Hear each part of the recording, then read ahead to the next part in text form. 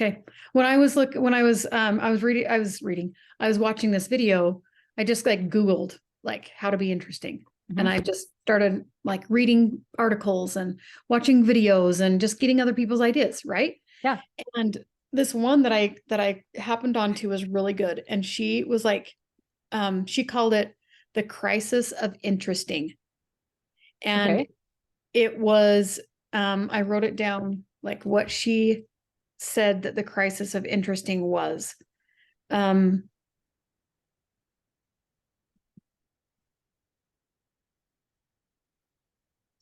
I put it in another place. That's why. People want to be more memorable, more charismatic, more impressive, more powerful, attractive, successful. But you don't hear that people want to be interesting.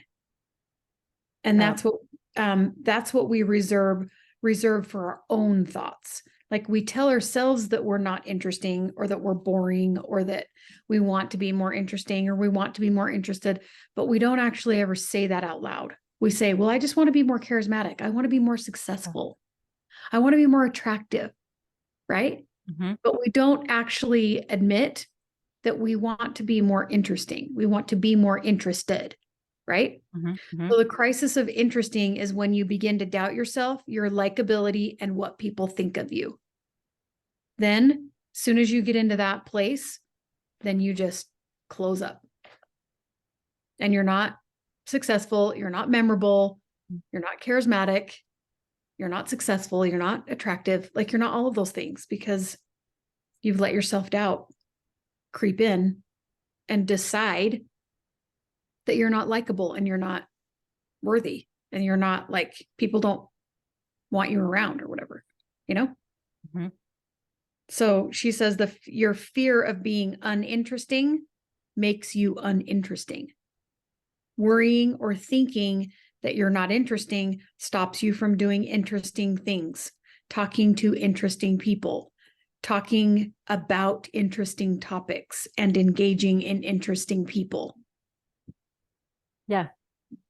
And she says the reason that we kind of get into this is because we're lazy. Like lazy people watch the same shows every day.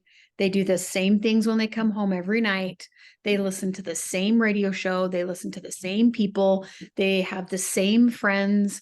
Like they're just in this sameness because they don't take any effort to go outside of the norm, go outside of what's comfortable, go like you were saying, read books that maybe are against or in opposition to what they think, or, you know, they don't really even look at the Democratic Party because they're Republican. Yeah. So they only read things that reaffirm their own beliefs, you know, and and she says that's lazy. That's a lazy way to live, and lazy people are boring. Yeah. Yeah. So, okay. I like it. Put it in there. Anyway, I've got just a few little notes that I took. But it's basically just like you're in complete control of how interesting you are. You get to decide. And are you the kind of person that when you go to a party, you find a corner because that's what's comfortable? Do you look for people that you already know because it's comfortable? And engage in conversations that you already know that you have something to say? Or do you go to a party and be like, who don't I know here? Who can I get to know? Who looks interesting to me? You know? Yeah. So, yeah. Okay. Are we ready?